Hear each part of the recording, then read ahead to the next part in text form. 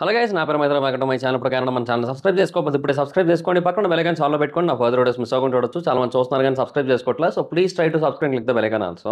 Hello guys, నేను ఒక course create చేసిన విషయం మీకు అందరికీ తెలిసిందే కదా, how to become a successful YouTuber and master in YouTube అని. అయితే ఆ కోర్స్ యొక్క స్టార్టింగ్ ప్రైస్ యాక్చువల్గా 3000 రూపీస్ పెట్టడం జరిగింది. అంటే 2999 అయితే పెట్టాను.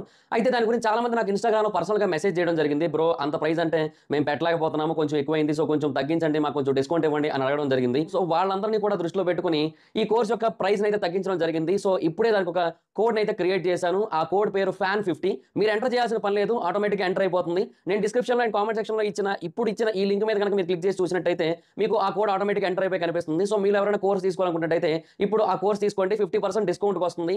ఈ ఆఫర్ కొద్ది రోజులు మాత్రమే ఉంటుంది, ఎందుకంటే ఈ కోడ్ కొద్ది రోజులు మాత్రమే పనిచేస్తుంది. సో ఎవరైతే తీసుకోవాలనుకుంటున్నారో ఇమీడియట్గా తీసుకోండి ఆ కోర్స్ని, లేదంటే ఆఫర్ అయితే మిస్ అవుతారు, మళ్ళీ 3000 రూపీస్ పెట్టి కొనుక్కోవాల్సి ఉంటుంది. అండ్ ఎవరైతే ఈ యాడ్ని చూస్తున్నారో వాడు కూడా కింద కామెంట్ సెక్షన్లో FAN50 అని కామెంట్ చేయండి, ఎందుకంటే ఈ యాడ్ని ఎంతమంది చూస్తున్నారో నేను తెలుసుకోవాలనుకుంటున్నాను. సో అందుకని ఇంట్రెస్ట్ ఉన్న వాళ్ళు డిస్క్రిప్షన్లో అండ్ కామెంట్ సెక్షన్లో దీని యొక్క లింక్ అయితే ఉంటుంది. ఇమీడియట్గా దాని మీద క్లిక్ చేసి కోర్సును తీసుకోండి. ఈ ఆఫర్ కొద్ది రోజులు మాత్రమే, గుర్తుపెట్టుకోండి. బేసిక్గా పుష్ప 2 సినిమాకి సంబంధించి మ్యూజిక్ డైరెక్టర్ విషయంలో గత కొద్ది రోజులుగా వేరు పాయింట్స్ వినపడుతున్నాయి. అండ్ ఏదో నడిచింది, బ్యాక్ ఎండ్లో ఏదో జరిగింది. అందుకనే ఇప్పుడు దేవిశ్రీ ప్రసాద్ అయితే మ్యూజిక్ పోర్షన్ అంటే బీజిఎం పోర్షన్ ఇవ్వట్లేదు. దానికి తమన్, అజనీష్ లోక్నాథ్, శామ్ సిఎస్ వీళ్ళందరూ కూడా ఇస్తున్నారు అని అయితే నడిచింది. అండ్ తమన్ గారు కన్ఫర్మ్ కూడా చేయడం జరిగింది. నేను కొంతవరకు సినిమాకి అయితే చేశాను. 15 రోజుల్లో మొత్తం సినిమా మొత్తానికి బీజిఎం కొట్టాలంటే అవ్వదు కదా. సో అందుకని నాకు కొంత పోర్షన్ ఇచ్చారు, ఆ కొంత పోర్షన్ చేశాను నేను, దాంతో సాటిస్ఫై అయ్యారని కూడా చెప్పారు. సో వేరే వాళ్ళు ఎవరు బయటకు వచ్చి అయితే ఏం కన్ఫర్మ్ చేయలేదు, కానీ సో అదైతే అర్థమైంది మనకు ఆల్మోస్ట్. అయితే ఎందుకు అలా జరిగి ఉండొచ్చు అనే దానికి ఇంకా మల్టిపుల్ ఒపీనియన్స్ వచ్చాయి అప్పట్లో. ఒకటి, ఆయన కాన్సర్ట్కి వెళ్ళడం జరిగింది. ఆ కాన్సర్ట్ వల్ల అంటే దాని మీద చాలా డేస్ వేస్ట్ చేయడం జరిగింది. సో ఇక్కడ వర్క్ అనేది ముందుకు కదలలేదు, అందువల్ల అక్కడ డిస్టర్బెన్స్ వచ్చింది అండ్ ఇక్కడ వర్క్ ఆగింది. అందుకని వేరే మ్యూజిక్ డైరెక్టర్ చూస్ చేసుకున్నారనే పాయింట్ ఒకటి ఉంది. తర్వాత ఇంకొకటి ఏంటి, కంగువా కూడా అదే టైంకి రిలీజ్ అయింది, నవంబర్లో. ఇప్పుడు దానికి దీనికి పెద్ద డిస్టెన్స్ లేదు, అంటే టైం గ్యాప్ లేదు ఎక్కువ. సో కొద్ది రోజులు మాత్రమే గ్యాప్ ఉంది. సో ఈ కంగువా సినిమా మీద ఎక్కువగా ఫోకస్ చేయడం జరిగింది, ఎందుకంటే ముందు అది రిలీజ్ అయింది కాబట్టి. సో ఆ టైంలో దాని మీద ఎక్కువ ఫోకస్ చేసి దీన్ని కొంచెం అవాయిడ్ చేశారు. సో ఆ టైంలో సరే ఎందుకు ఇబ్బంది, ఆబ్వియస్లీ ఇంకా 2 సినిమాలు పెద్ద సినిమాలు, 2 కూడా. కంగువా కూడా పెద్ద బడ్జెట్ సినిమానే, అన్ఫార్చునేట్లీ అది పోయింది. బట్ డెఫినెట్గా ఇంకొకటి మనం మాట్లాడుకోవాల్సింది ఏంటంటే, కంగువాలో బీజిఎం కూడా చాలా వరకు మైనస్ అయింది. కొన్ని సీన్స్లో తప్పిస్తే చాలా వరకు మూవీలో బీజిఎం బాగా డల్ ఉంటుంది, అదొకటి. సరే అయితే సో అది కూడా ఒక రీజన్ అయ్యి ఉండొచ్చు, కంగువా ఇది ఉన్నాయి కాబట్టి. ఇట్లా మల్టిపుల్ ఒపీనియన్స్ అయితే వినపడ్డాయి. Whatever it is, point ఏంటి అంటే, నిన్న ఒక ఇష్యూ జరిగింది. అంటే అది మరీ పెద్ద ఇష్యూ అని కూడా కాదు, అలాగని చిన్న ఇష్యూ అని కూడా కాదు. డిఎస్పి గారు స్టేజ్ మీద మాట్లాడుతున్న టైంలో ప్రొడ్యూసర్స్ని ఉద్దేశించి కొన్ని మాటలు మాట్లాడారనమాట. అంటే వాళ్ళకి నా మీద ప్రేమ ఎక్కువే ఉంది, కానీ ప్రేమ ఉన్న చోట కంప్లైంట్లు ఉంటాయి, కానీ ఇక్కడ ప్రేమ కన్నా కంప్లైంట్లు ఎక్కువ కనబడుతున్నాయి, అది ఆ టైంకి ఇవ్వలేదు, ఇది ఈ టైంకి ఇవ్వలేదు అని చెప్పి అన్నారు. ఆ తర్వాత ఇందాక స్టేజ్ ఎక్కుతున్నప్పుడు కూడా ఏదో ఏమంటారు, ఏదో ఎంట్రీ ప్లాన్ చేసి దానికి ఆయన కొంచెం తర్వాత వచ్చారంట. సో రాంగ్ టైమింగ్ అండి అని అన్నారంట. సో దానికోసము ఇట్లా మాట్లాడుతున్నారు ఆయన. ఇక ప్రొడ్యూసర్లు అయితే కొంచెం సర్ప్రైజ్ అయ్యే ఉన్నారు ఆ టైంలో.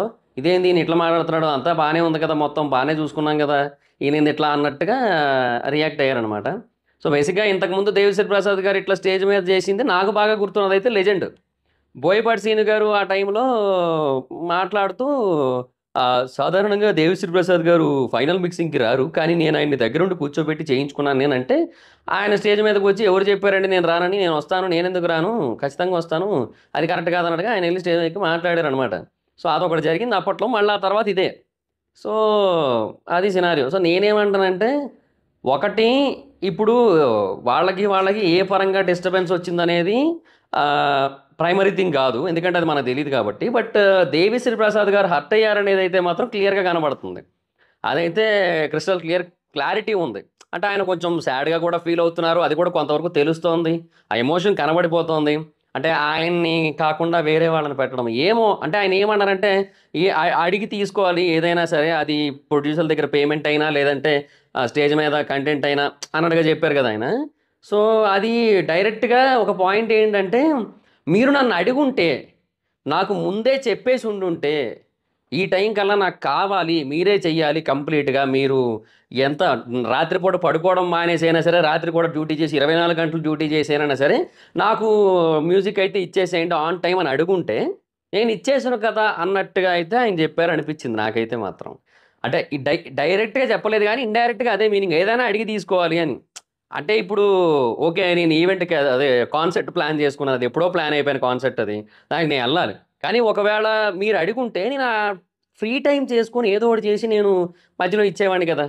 సినిమాకి. అదొక మీనింగ్ వచ్చింది. రెండోది సరే నేను కంగువాకు చేస్తున్నా. బట్ అయినా కూడా మీరు నన్ను ముందే అడిగుంటే ఆన్ టైమ్ ఇది కావాలి దేవి గారు అన్నట్టయితే నేను ఇచ్చేసేవాడిని గదా! ఎందుకట్లా అనే కైండ్ ఆఫ్ మీనింగ్ అయితే వచ్చిందనమాట అక్కడ. సో, బేసిక్‌గా ఆయన ఆ 'మైత్రి మూవీ మేకర్స్' బ్యానర్‌కి చాలా మంచి మ్యూజిక్‌లు ఇచ్చారబ్బా! ఇంతకు ముందు కూడా మనం చూసాం. 'శ్రీమంతుడు' కావచ్చు, 'భరత్ అనే నేను' కావచ్చు, 'రంగస్థలం' కావచ్చు. అండ్ ఇవన్నీ 'మైత్రి' బ్యానరే, ఇవన్నీ 'దేవిశ్రీ ప్రసాద్' గారే. వాళ్ళకి మధ్య ఎంత ర్యాపో ఉందో మనకు తెలుసు. అండ్ 'పుష్ప' కూడా ఆబ్వియస్‌లీ ఎంత పెద్ద సెన్సేషనో మనకు తెలుసు. కాకపోతే నిన్నొచ్చిన 'కిసిక్' సాంగే ఇనీషియల్‌గా ఎవరికీ ఎక్కలేదు. సో, ఇట్ టేక్స్ టైమ్ అనిపిచ్చింది నాకైతే. ఎందుకంటే నేను 'వాల్తేరు వీరయ్యలో' ఒక పాటుంటది. అదొకటుంటది కదా! 'అలైతులై మలైకిలి' అని ఒకటొస్తుంటది. సేమ్ నాకు ఆ పాట కూడా సేమ్ అంతే. నాకు దానికి కూడా అదే ఫీలొచ్చింది. ఇనీషియల్‌గా అది ఎవరికి ఎక్కకపోయినా కూడా ఆన్ థియేటర్ ఎందుకో కనెక్ట్ అవుద్దనిపిచ్చింది. అది నిజంగా జరిగింది. థియేటర్‌లో దానికి రిలీజ్ రోజే ఎళ్లి స్టెప్పులేసారు. రీ రిలీజ్‌కి కూడా కాదు. సో, నాకు 'కిసిక్' సాంగ్ ఇప్పటికి కూడా నాకు 'ఊ అంటావా ఊ అంటావా'తో పోలిస్తే చాలా తక్కువ ఫీలింగే వచ్చింది. బట్ స్టిల్ ఇది కూడా పర్లేదు. అండ్ ఫర్దర్‌గా ఎక్కే ఛాన్స్ అయితే ఉంది మూవీ రిలీజ్ అయిన తర్వాత. నాకైతే ఇప్పటికి అదే ఫీల్ ఉంది. బట్ డెఫినిట్‌గా చాలా మందికైతే మాత్రం ఆహ్, సాంగ్ ఎక్కలేదు పెద్దగా. ఎందుకంటే 'ఊ అంటావా ఊ అంటావా' సాంగ్ ఒక బ్రాండ్ అంటే ఒక స్టాండర్డ్ సెట్ చేసి పెట్టేసింది. సో, దానివల్ల ఏంటంటే ఇప్పుడు దాంతో కంపేర్ చేసుకుంటే ఏదైనా మనకు తక్కువే అనిపిస్తది కదా! సో, అట్లా జరిగిందది. చాలా మందికి కనెక్ట్ కాలే. బట్ స్టిల్ పర్లేదనమాట. It's okay. మరింక ఏం చేస్తాం. అయితే బట్ నా పాయింట్ ఏంటంటే 1, 2 పాటలేమన్నా తక్కువయినా కూడా నా కన్సర్న్ ఏంటి అంటే 'దేవిశ్రీ ప్రసాద్' గారు డెఫినిట్‌గా ఆయనకి చెప్పేసి ఉండుంటే ఆయన ఎంత హార్డ్ వర్క్ చేసైనా, ఎంత ఎఫర్ట్ పెట్టైనా ఇచ్చేసినేమో. బట్ ఇంకా ఆయన బిజీల్లో ఉండిపోయారు కదా! అని చెప్పి ఇంకా వీళ్ళు సరే అండి మీరు ఇలా బిజీగా ఉన్నారు కదా! ఇంక మరి ఇంకెందుకులేండి మనం వేరే వాళ్ళతో చేయించేద్దాం అన్నట్టుగా ఏమైనా ఆలోచించారేమో అనే కైండ్ ఆఫ్ ఫీలొచ్చింది. బట్ ఒకటి ఇంకొక పాయింట్ కూడా వినిపించింది రీసెంట్ టైమ్స్‌లో 'కంగువ' రిలీజ్ అయిన తర్వాత. 'కంగువాలో' మ్యూజిక్ బాగా మైనస్ పాయింట్ అయింది కదా! ఆ మైనస్ పాయింట్ అవ్వడం వల్ల చాలామంది ఏమనుకున్నారంటే ఆహ్, మైట్ బీ ఇలాగ మల్టిపుల్ మ్యూజిక్ డైరెక్టర్స్ ఉండడం అనే కాన్సెప్ట్ కూడా కొద్దో గొప్పో బెటరేనేమో. ఎందుకంటే ఒక దగ్గర కాకపోయినా ఇంకొక దగ్గరైనా సరే మనకి బీజీఎమ్స్ బాగా హైలైట్ అవుతాయి గదా! సో, ఆ ప్రకారంగా హ్మ్, అలాగ బెటర్ అవ్వచ్చేమో అని కూడా చాలామంది అనుకున్నారు. అది మరి సినారియో. సో, ఏమో మరింక. యాస్ ఆఫ్ నౌ అయితే 'దేవిశ్రీ ప్రసాద్' గారికి అండ్ ప్రొడ్యూసర్స్‌కి లోపల అంటే ఇన్‌సైడ్ ఏం జరిగిందనేది మనకు తెలీదు. బట్ స్టిల్ ఏదో జరిగింది. అండ్ దాని గురించి ఆయన స్టేజ్ మీద మాట్లాడారు. అది కరెక్ట్ కాదనిపించింది నాకైతే ఓవరాల్‌గా. అంటే ఎందుకంటే ప్రొడ్యూసర్స్ ఏ రోజు కూడా స్టేజ్ మీదకొచ్చి ఏం మాట్లాడలేదు. సో, అంటే ఆయన కూడా అనవసరం ఏమో మాట్లాడటం అనిపించింది. 1, 2 పాయింట్లేనా అంటే ఇండైరెక్ట్ మాటలైనా కూడా అనవసరం ఏమో కదా! అనే కైండ్ ఆఫ్ ఫీల్ అయితే వచ్చింది నాకైతే. ఆ! అది మరి సినారియో. అంటే ఇప్పుడు 'బోయపాటి సీను' గారి విషయం అనుకోండి. ఆయన అన్నారు స్టేజ్ మీద. సో, ఈయనొచ్చారు, మాట్లాడారంటే ఒక అర్థం ఉంది. బట్ ఇక్కడ ఈయనేమి అనలేదు గదా! అననప్పుడు అంటే వీళ్ళేమి అనలేదు గదా! 'మైత్రి' ప్రొడ్యూసర్స్. సో, వాళ్ళేమి అన్నప్పుడు అనవసరమేమో అనిపిచ్చింది. సో, అది నాకైతే ఆ ఫీలింగొచ్చింది. సో, అంటే లోపల ఏం జరిగిందనేది పక్కన పెడితే డీఎస్‌పీ గారు హర్ట్ అయ్యారనేది వాస్తవం. బట్ దాని గురించి వాళ్ళు తేల్చుకోవాల్సింది కూడా లోపలే. రూమ్ లోపలే. ఆఫీస్ లోపలే. అంతేగాని అది స్టేజ్ మీదకి రాకుండా ఉండుంటే బావుండు ఆ పాయింట్. సో, అది. ఆ పక్కన యాంకర్ ఏదో అంటుండు ఆ టైంలో వాట్సాప్ మెసేజ్ అని సంథింగ్. ఇది మీరు వాట్సాప్‌లో చూసుకోండి అనడో ఏమో మరి నాకేం అంత అర్థం కాదు గానీ తమిళ్ తెలియదు. అది అంటే ఇది ఒకటే తెలుసు. తమిళ్ తెలీదు అనేదాన్ని నేర్చుకున్నా అంతే. సో, అది అందువల్ల ఏదో మొత్తానికి సో, ఇది వాట్సాపుల్లో చూసుకోవాల్సిన విషయం ఇది. ఆహ్, ఆ వాట్సాప్‌లో తేల్చుకుంటే తర్వాత హ్యాపీగా వాట్సాప్ గైస్ అనుకుంటూ చిల్ అవ్వచ్చు. అనవసరంగా స్టేజ్ మీదకి ఎందుకులే అని అనిపించింది నాకైతే మాత్రం. సో, అది మరి మీకేమనిపించింది? ఆయన హర్ట్ అయ్యారనేదైతే మాత్రం వాస్తవం. అది క్లియర్‌గా తెలిసిపోతుంది. మీకేమనిపించింది ఎంటైర్ ఇష్యూ మీద అనేది కింద కామెంట్ సెక్షన్‌లో చెప్పండి.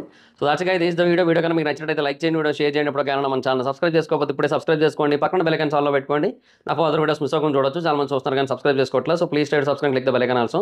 నా ఇన్‌స్టాగ్రామ్ ఐడీ జబర్దస్త్ మైత్రి అక్కడ వచ్చి ఫాలో అవ్వచ్చు. Thank you so much guys. Have a nice next video. By.